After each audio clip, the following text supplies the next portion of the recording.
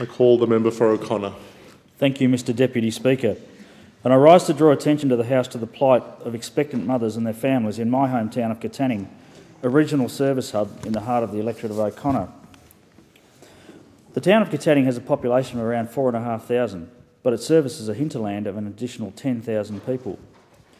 In May 2012, the WA Country Health Service withdrew all maternity services offered by the Katanning Hospital following the departure of one of the town's 2 GP obstetricians.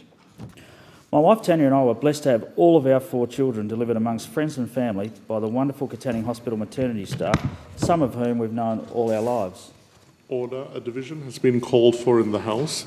The proceedings are suspended to enable honourable members to attend the division.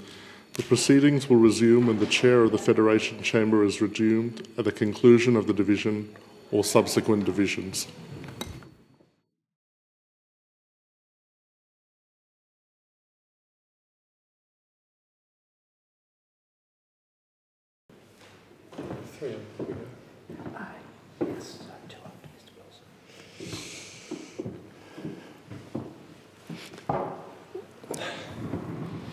Call the honourable member for O'Connor in continuation. Thank you, Mr Deputy Speaker. And those of us who choose to live in small regional towns accept that we may never have the same access to the full range of health services that our metropolitan cousins enjoy, but we do have a right to the basic services such as a maternity facility. In terms of Western Australian government policy, it seems absurd that despite an allocation of $35 million to upgrade the hospital, scheduled for 2017, it will remain unable to provide the services which will attract and keep young families in our region.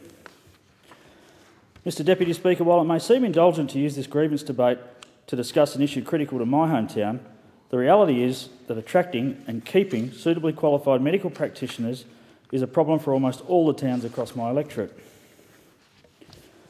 However, as Premier Colin Barnett observed at a recent meeting with local mothers to discuss the lack of maternity services, Katanning is not just another wheatbelt town. Katanning is a truly multicultural town. Only 78% of the residents speak English as a primary language, with the balance speaking Malay, Mandarin, Karen, Burmese or Dari. It is a town that has witnessed waves of migration, starting with the Malays in the 1970s and followed by Chinese and Filipinos, all drawn to the town by employment prospects at the local abattoir and meat processing plant.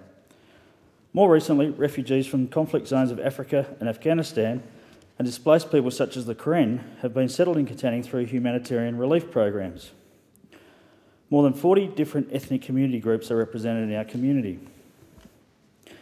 Katanning is also recognised as an area of low socioeconomic status, with median individual incomes of $525 per week and an average household income of less than $950 per week. Katanning is also a town of young families.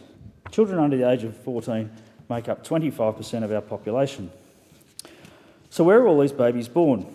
Before May 2012, the town was fortunate to have 2 GPs with obstetrics training.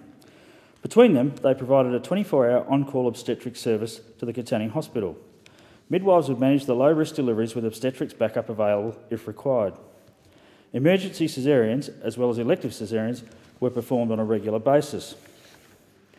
On average, more than 110 babies were delivered at the Katanning Hospital every year.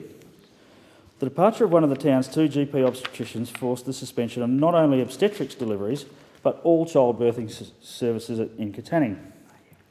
Since then, expectant mothers have had to plan their pregnancies to allow for birthing at either Narrogin Hospital, 100 kilometres to the north, or at the Albany Health Campus, 200 kilometres to the south. This is despite the fact that the Katanning Hospital continues to be staffed with experienced midwives and 1 GP obstetrician remains in the town. Consultation with WA Country Health Services confirms that it would be possible to provide midwifery service at the Katanning Hospital. They just don't. To re-establish an obstetrics service, it has been determined that it now requires 3 obstetrics qualified doctors to provide a safe and reliable service. The reality for many pregnant women is that you cannot control Mother Nature. Anecdotally, we hear babies have been born in the back of ambulances en route to hospital, and one woman recently gave birth within 10 minutes of the arrival at the Albany Health Campus after a 200-kilometre car journey. Some migrant women are having their babies at home. This is a ticking time bomb with a very real risk of a tragedy in the near future. This is not something I want for my community. Katanning's unique social makeup means language and communications can be a barrier to making the necessary provisions for birthing elsewhere. Some members of our community, without the support network most of us take for granted, face special difficulties. One newly arrived migrant couple had no driver's licence and no car. They had to take a taxi to Narrogin at the cost of $385. Many low-income women simply cannot afford to relocate 2 or 3 weeks prior to their due date, nor can their husbands or partners take the necessary time off work. For women who have had children before, a baby can come much faster than expected. 9 babies have actually been born at the Katanning Hospital in recent months to women presenting in advanced stages of labour. Midwives delivered these babies successfully, but with scant knowledge of the women's medical or antenatal history. That's a big ask and potentially a big risk. Surprisingly, despite the availability of excellent birthing services in Albany and Narrogin, the most distant option, birthing in Perth, 285 kilometres away, is the option many of the more affluent women choose. A survey of local mothers was recently conducted by a resident GP with findings submitted to the WA Health Department. That survey suggested that most middle-class women choose to deliver their babies in Perth because they had accommodation and childcare options, such as staying with family for an indeterminate amount of time. But the expense of travelling for up to 8 antenatal visits, the disruption to their children's routine, the exhaustion of their husband's leave entitlements, and the impost on their extended family were all cited as issues they experienced birthing out of town.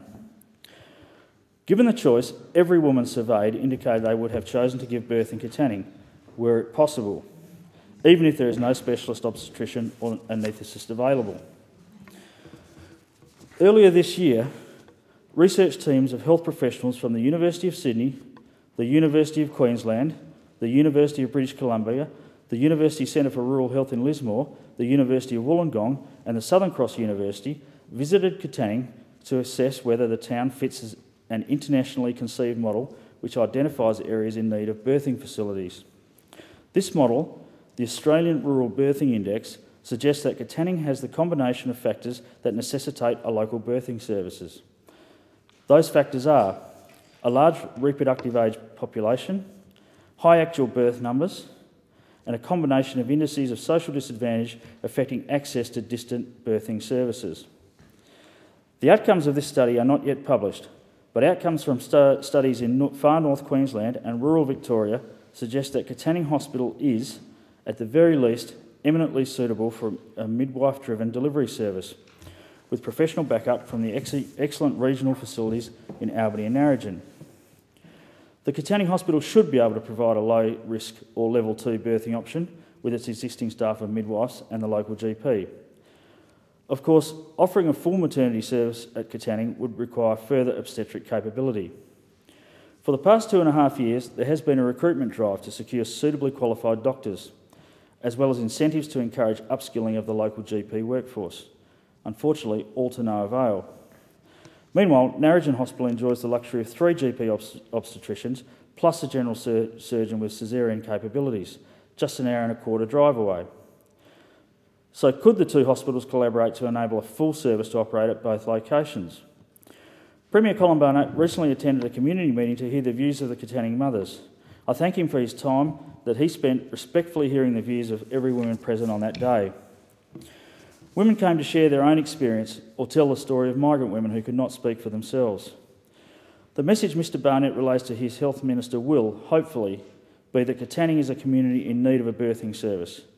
For the refugee women, for the Indigenous mothers, for the displaced, for the underprivileged, for the ordinary and the affluent.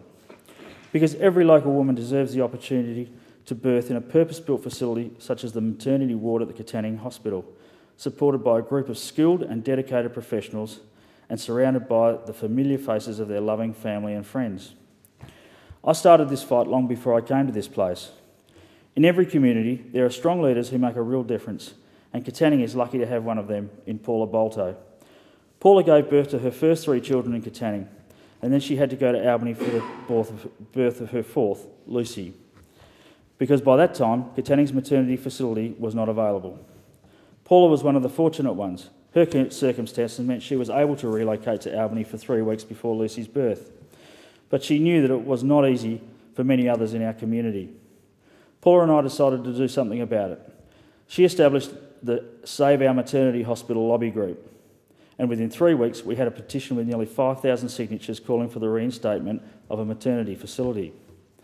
We presented that petition to the WA State Parliament 12 months ago, unfortunately to no avail. But Paula has not stopped since, working tirelessly with her team of dedicated volunteers, lobbying anyone who will listen in an effort to bring this issue to a successful resolution. I bring their endeavours to this place, Deputy Speaker, in the hope that it will facilitate a favourable outcome for the women in my hometown.